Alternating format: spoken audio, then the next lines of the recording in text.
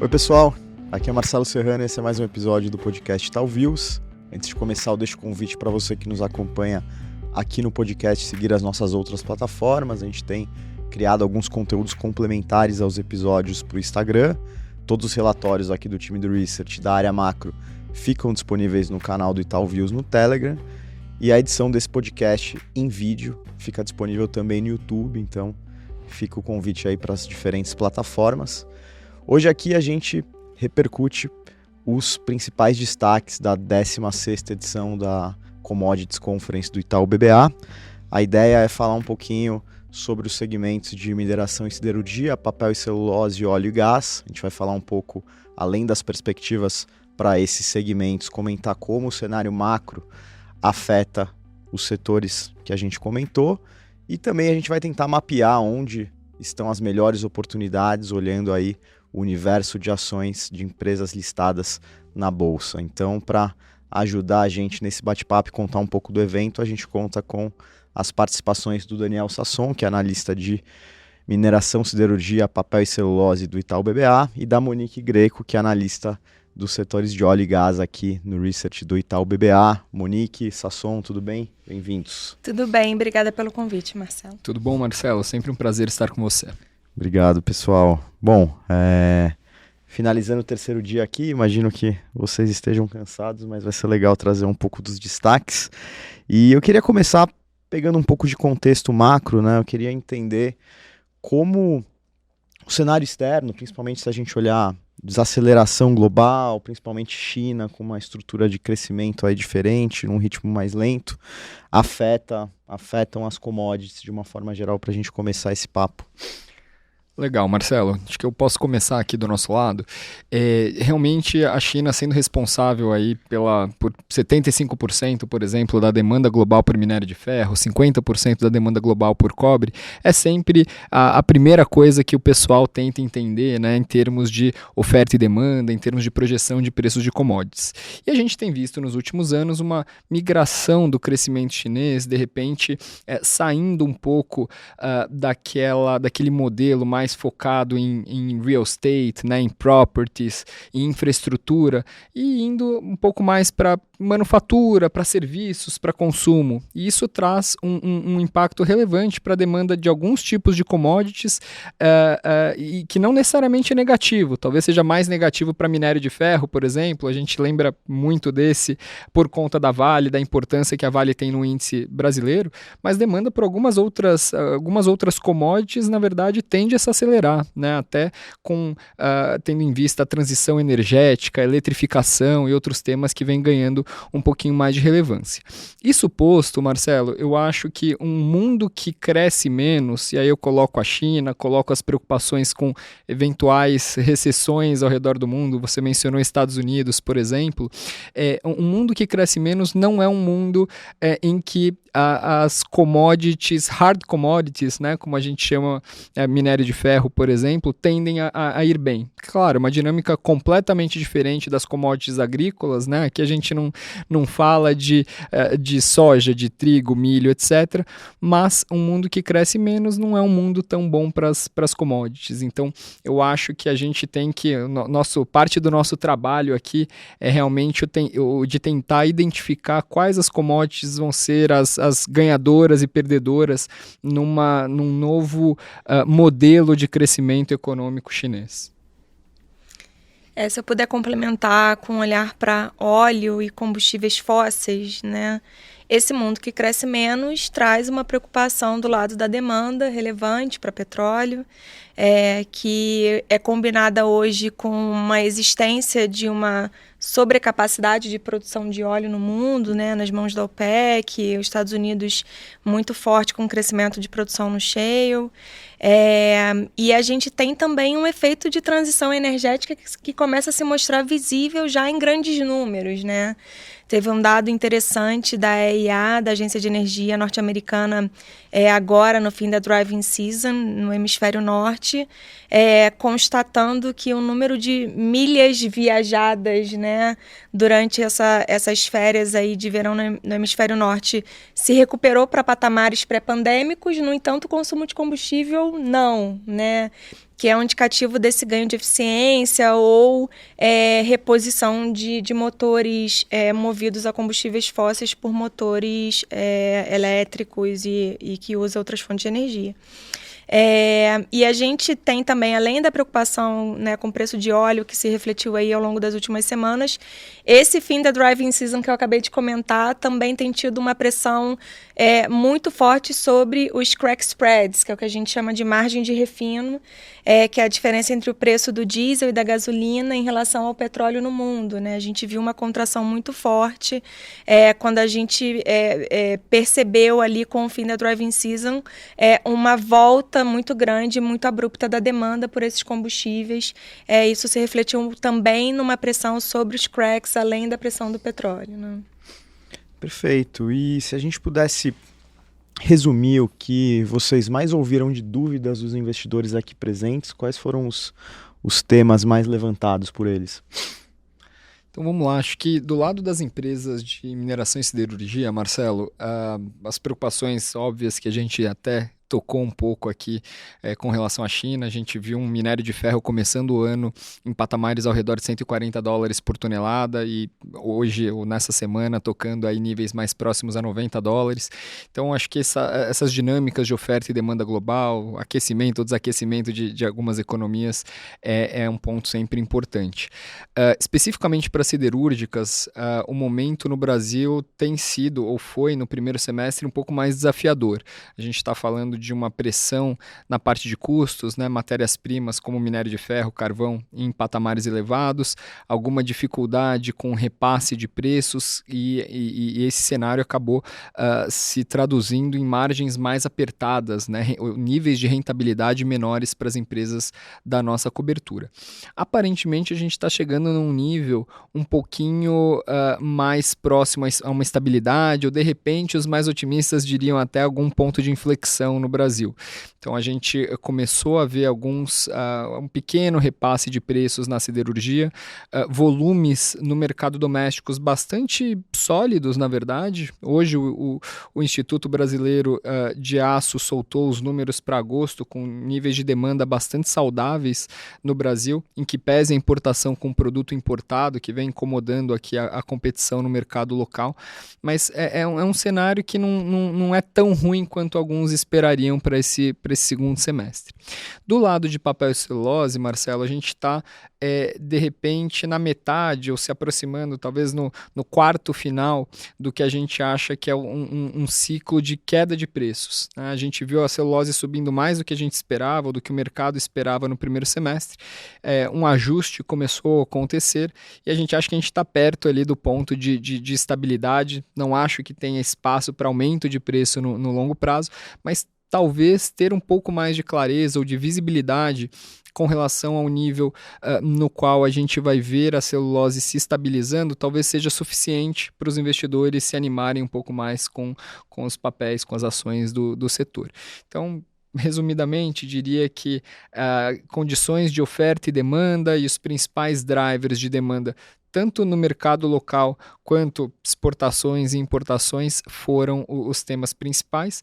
E talvez eu saia dessa conferência com a sensação de que um consenso um pouco maior está se formando ao redor de que não teremos, num mundo que cresce menos, um momento super positivo para as commodities que eu cubro, mas talvez não seja tão negativo quanto os últimos meses ou os últimos trimestres foram. Talvez um cenário mais de estabilidade, e aí caso a caso tem as questões específicas de cada empresa, passando por momentos diferentes de investimento, de rentabilidade, de reformas de equipamentos importantes, e aí sim alguma diferenciação entre o momento do ciclo de cada uma.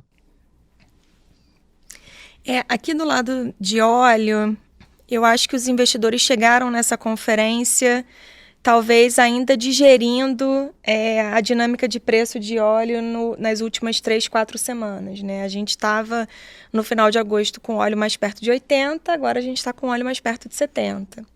Então, nesse contexto, a gente percebe os investidores já não tão, talvez, empolgadíssimos com as histórias que têm uma exposição mais clara a óleo, né? Então, deixa de ser uma coisa mais, um otimismo mais generalizado em relação a essas histórias.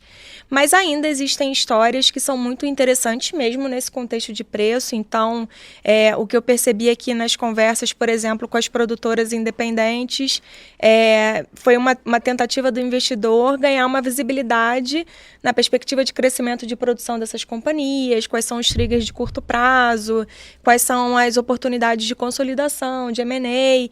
Eu interpreto um pouco isso como, putz, tá bom, o óleo não está no lugar que eu queria que ele tivesse, mas deixa eu entender o que vem, né, de trigger positivo nessas histórias, independente disso. Então, as conversas foram muito focadas nessas perspectivas de crescimento e possibilidades de crescimento também inorgânicas, né? E aí, eu acho que, olhando para a Petrobras, que eu acho que vale destacar aqui uma história que tem uma dinâmica um pouco diferente das produtoras independentes, os principais temas discutidos giraram muito em torno de alocação de capital, do próximo plano de investimentos da companhia, que vai ser divulgado em novembro, questões de governança, né, que são sempre os temas muito abordados ali em Petrobras. E na outra ponta, acho que no final da cadeia aí, né, olhando para as distribuidoras de combustível, a gente vê um interesse muito grande do investidor em entender essa dinâmica competitiva para o futuro próximo, já que é um setor que tem uma exposição indireta a essa dinâmica de preços toda que a gente acabou de conversar, né? É um business de margem. E então os principais tópicos foram sobre a dinâmica competitiva nos próximos meses, no próximo semestre, que pode impactar ou gerar uma contração ou expansão dessas margens. E também uma conversa super interessante que aconteceu em todas as reuniões que a gente teve aqui, sobre o combate à irregularidade nesse setor, que é um tema que esse ano ganhou muita força, e a gente percebeu um interesse muito grande do lado dos investidores em entenderem quais são as ações que estão sendo implementadas e o que a gente pode esperar de mudança estrutural nesse setor vindo desse combate à irregularidade. Perfeito. Voltando a falar do teu lado, Sasson, a gente falou bastante sobre desaceleração na China, mas eu queria tentar ir um pouco além da parte quantitativa, quando a gente olha para a PIB, mas falando um pouco de mudança estrutural, né? Quando a gente olha a mudança do modelo, saindo dessa coisa mais intensiva de properties, indo para uma economia de serviços e consumo, e também olhando no paralelo as questões de transição energética, como essas tendências mais estruturais afetam as companhias da tua cobertura mais no médio até longo prazo. Perfeito, Marcelo. Acho que essa é uma discussão super interessante, porque às vezes eu tenho a sensação que a gente acaba discutindo, né, o próximo trimestre, ou os próximos 12 meses e esquece que as empresas estão aí para operar de forma perene, contínua, né, que é quase que um dever fiduciário da gestão das empresas pensar em como a empresa estará posicionada daqui a 5 anos, 10 anos ou 20 anos. Né? E especificamente com commodities, eu acho que a gente vê essa evolução de forma muito clara. Né? A China, que representa hoje 55% da produção de aço global, 20 anos atrás era um país, já era um pouco maior que os outros, mas não se destacava. Né? Então, realmente, a gente vê hoje, por exemplo, projeções que mostram que a China atingiu o pico de produção de aço, deve cair nos próximos anos, e o pessoal se pergunta, poxa, quem é a próxima China para as commodities? A Índia tem condições de compensar parte dessa queda de demanda por matérias-primas que a gente deve ver na China? Então, acho que essas são discussões super pertinentes. Agora, voltando especificamente para a sua pergunta, eu acho que a mudança do modelo de crescimento chinês, ficando um pouquinho mais concentrado em consumo, em serviços, talvez beneficie algumas commodities, como, por exemplo, papel e celulose. Né? Essa é uma papel e celulose são commodities, né? Não se engane, mas são commodities, de repente, mais associadas à nova economia do que a minério de ferro, que talvez esteja mais associado à construção, à infraestrutura, etc. Por exemplo, os principais drivers de crescimento de demanda global de celulose nos próximos anos são substituição de plástico de uso único, aumento de vendas online, necessidades de embalagens, né, embalagens de papel, caixas de papelão e coisas do tipo, em que pese que parte desses produtos são feitos com fibra reciclada, o aumento de penetração de tissue, né, ou de papéis de fins sanitários, papel higiênico, lenços umedecidos, lencinhos, na Ásia, né, que ainda tem uma penetração muito baixa. Então, por exemplo, 50% da demanda de celulose de fibra curta, que é o produto principal da Suzano e que representa a maior parte das vendas de celulose da Klabin também, vai para esses setores de papéis para tissue, né, para papéis fins sanitários. E aí isso inclui desde papel higiênico, a absorventes, a fraldas e a tudo que envolve esse setor. Então eu acho, por exemplo, que nessa transição de economia, papel e celulose me parece serem commodities mais bem posicionadas, exato, do que minério de ferro. Aí entram outros temas, eletrificação, veículos elétricos, né, bateria de veículos elétricos, aí você vê o interesse por commodities como cobre, como lítio surgindo, né, ou aumentando, alumínio, que é um material leve, infinitamente reciclável, então eu acho que talvez você tenha um aumento de interesse por algumas commodities que são hoje menos relevantes do ponto de vista de empresas abertas e listadas na bolsa, produtoras dessas commodities. Então acho que é um momento super interessante de mudanças nas dinâmicas de crescimento da China e de poder global de fato, né? De repente essa disputa por poder e aumento de renda per capita e aumento ou desenvolvimento das economias tem um papel fundamental em quais vão ser as commodities mais demandadas no futuro. Perfeito. E Monique, a gente falou bastante sobre o atual patamar de preço de petróleo e eu queria tentar traduzir um pouco isso nas companhias, né? E acrescentando também a questão do câmbio, que é super importante. Então, como o atual nível de preço de petróleo e esse patamar de câmbio que a gente tem visto impacta nos resultados das companhias ou no balanço das companhias? Sim. Essa pergunta é super interessante porque impacta de forma diferente as companhias da nossa cobertura, né? A gente viveu aí boa parte desse ano, na verdade dos últimos 2 anos, com uma combinação muito boa para as companhias exportadoras, que é preço de petróleo alto e um câmbio depreciado, né? E agora, apesar da gente ainda ter um patamar de câmbio elevado, a queda do petróleo afeta diretamente o potencial de receita de exportação dessas companhias, né? E aí, vale um parênteses aqui, a gente está falando aqui das companhias produtoras independentes e da própria Petrobras também, que tem uma parcela de exportação relevante da sua produção, que tem patamares de custos de operação, né, cash cost, que a gente chama, muito baixos, muito mais baixos do que os patamares de preço de petróleo que a gente está vendo agora. Mas reduz a atratividade um pouco dessas teses no sentido de trazer uma preocupação ali com a receita de fato, com o top line da companhia, né?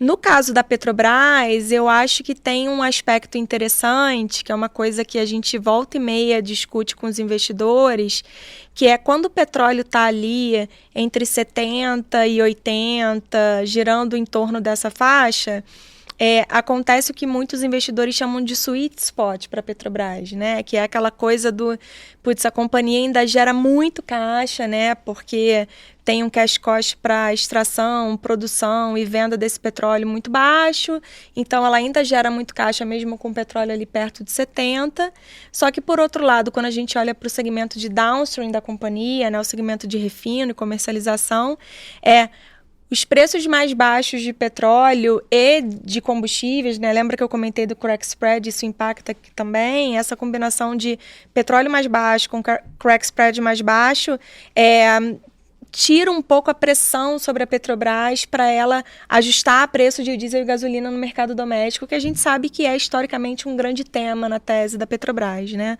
Então, essa coisa do sweet spot é um elemento interessante que surge quando a gente discute Petrobras nesses patamares de preço. E aí, na outra ponta, quando a gente olha para as distribuidoras, e foi um assunto super comentado aqui na conferência, quando a gente olha essa tendência de queda de preço de combustível no mercado internacional e a manutenção dos preços da Petrobras nos mesmos patamares, que é o que a gente está vendo nas últimas poucas semanas, isso começa a trazer uma discussão sobre a janela de oportunidade de importação que se abre no Brasil, e aí isso traz uma preocupação dos investidores sobre o risco, a dinâmica competitiva para as grandes distribuidoras, né? Então, vai entrar mais importação, vai roubar a market share das distribuidoras, isso pode ser um problema. E também tem um efeito pontual ali de perda de estoque, que é um elemento que afeta muito ali a dinâmica de resultado trimestral das distribuidoras. Então, afeta de forma muito distinta as diferentes empresas da cadeia, e foi um tema bastante discutido aqui durante as reuniões. Legal. Sasson, a gente falou quase o episódio todo agora de uma dinâmica muito envolvendo o cenário externo, mas eu queria tentar trazer um pouco essa discussão de commodities ao cenário doméstico, né? É comum a gente pensar em commodities num play mais de exportação, mas se a gente olhar demanda doméstica, cenário Brasil, quais seriam os segmentos ou até empresas mais expostas a essa dinâmica doméstica? Legal, Marcelo. De fato, algumas commodities específicas, a gente acaba falando muito pouco do mercado doméstico, é o caso da celulose, né? A Suzano, por exemplo, exporta 90% da celulose que produz, e os 10% que vende no mercado doméstico ainda seguem um benchmark de preços externos. Então, no fim das contas, o preço que importa é o preço lá de fora mesmo. Isso não é verdade para a parte de papel, e aí a Klabin é uma empresa mais exposta. Hoje cerca de 60% do EBITDA da Klabin vem do negócio de papel, 40% de celulose. Desse 60% de papel, a maior parte é vendida no Brasil. Tem uma parte dos volumes que são exportados, mas o Brasil representa a maior parte desse resultado. Então, a Klabin, no setor de papel e celulose, é a empresa mais exposta ao ambiente interno.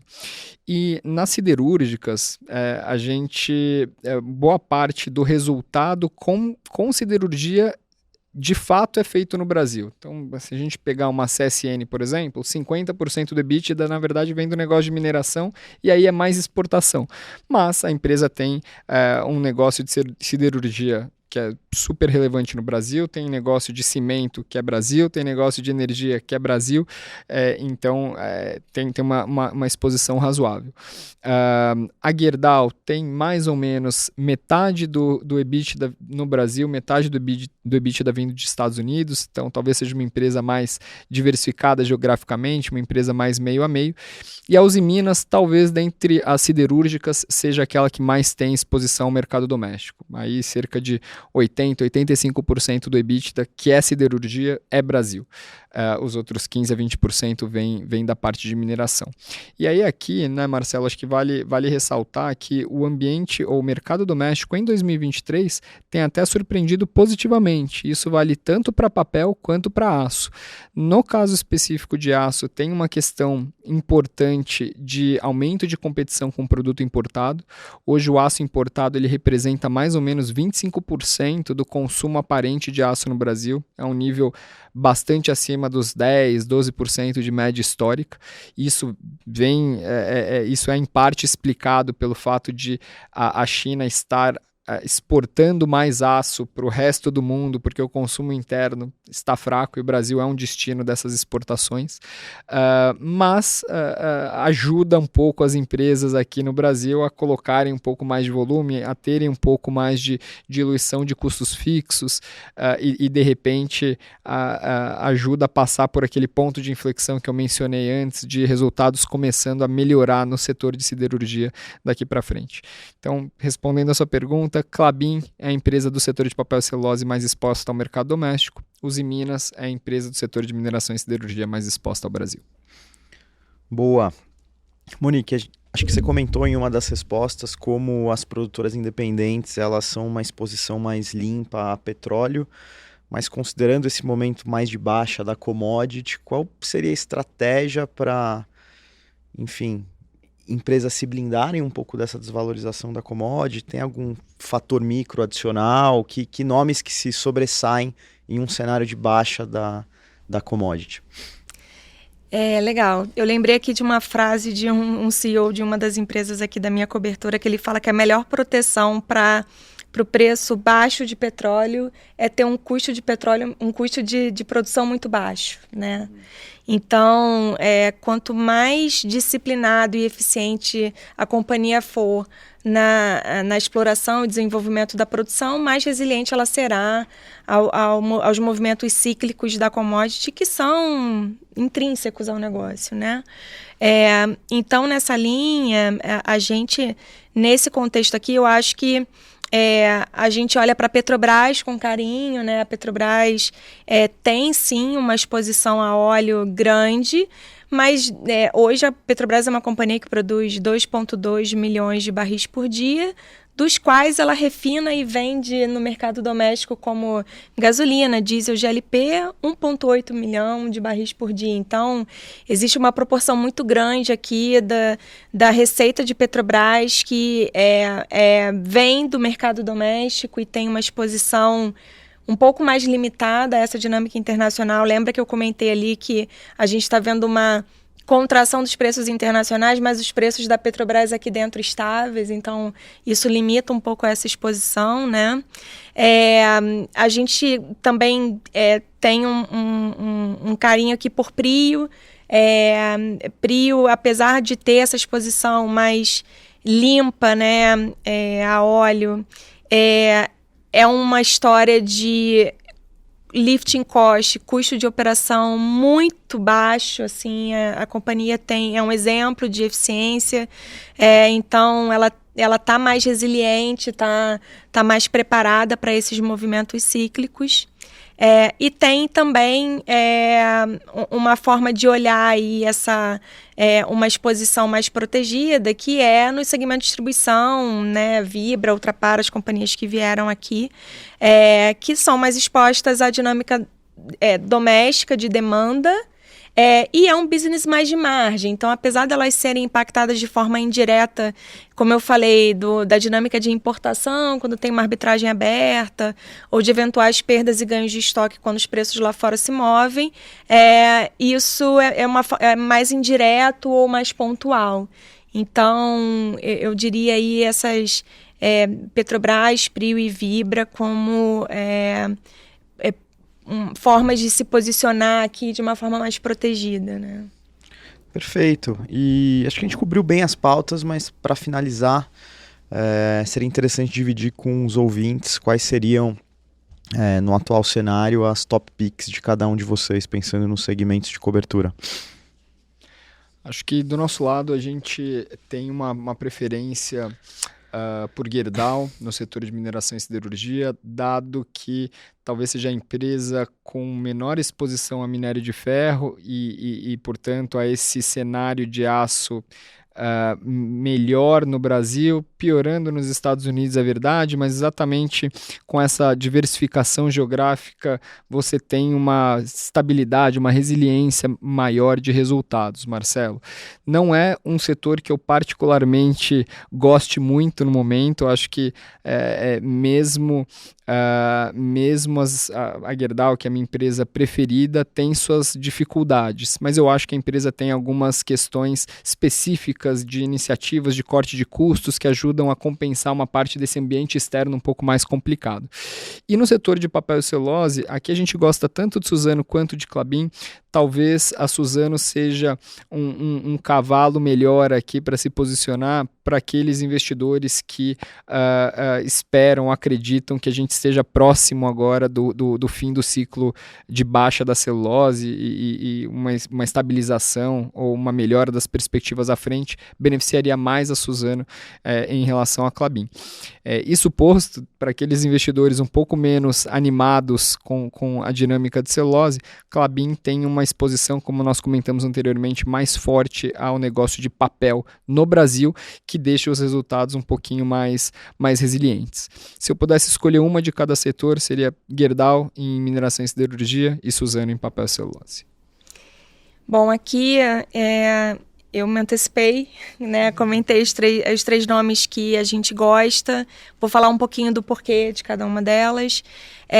Eu acho que Petrobras aqui tem uma previsibilidade de curto prazo muito interessante, porque é uma companhia muito grande. A gente costuma brincar que a Petrobras é um transatlântico, né? Para mudar de direção demora um tempo. Então, nessa ansiedade, né, e insegurança dos investidores com o que vai acontecer com a commodity no curto prazo, eu acho que essa previsibilidade de geração de caixa da Petrobras, de retorno para o acionista no formato de dividendo, é uma coisa interessante. A gente até muito recentemente fez um upgrade na nossa recomendação para a companhia, e a gente faz exatamente essa tese de que existe uma previsibilidade bem razoável para o curto prazo e um carrego super bom, então a gente gosta. Dentre as produtoras independentes, como eu falei, eu acho que Prio é uma opção interessante, porque apesar de ser uma exposição limpa a óleo, a gente sabe que tem muitos investidores preocupados com óleo, né? A companhia é super eficiente e ela tem hoje uma combinação de perspectiva de crescimento de produção, tanto orgânica no desenvolvimento dos projetos que estavam represados ao longo de 2024 por conta da greve do IBAMA, e também inorgânica, né? A gente discutiu muito aqui na conferência as possibilidades de M&A para a companhia. Essa combinação muito interessante. Então, apesar de um não saber para onde o preço da commodity vai, existe ali uma previsibilidade de crescimento de volume muito interessante. E dentre as distribuidoras, a gente gosta de Vibra. Eu acho que na mesma linha aqui de ter previsibilidade para o curto prazo, né, que eu acho que talvez seja onde os investidores o que os investidores estejam buscando agora, a gente está antecipando uma dinâmica competitiva aí para os próximos trimestres muito forte para as grandes distribuidoras, nessa linha de um fortalecimento dos grandes nomes em relação aos importadores independentes, uma expansão de margens no segundo semestre de 2024. E aqui a gente combina com um elemento também um pouco mais de longo prazo, mais difícil de quantificar agora, mas que a gente consegue ver acontecendo, que são as ações de combate à irregularidade, à evasão fiscal, que é todo um tema nesse setor e que de fato agora a gente vê muita coisa andando. Então acho que esses três nomes aqui refletem bem as nossas preferências. Bacana, acho que a gente conseguiu cumprir bem a pauta aqui, ainda deixar as recomendações, então queria novamente agradecer as participações do Daniel e da Monique nesse episódio. Valeu. Obrigado, Marcelo. Obrigada a você.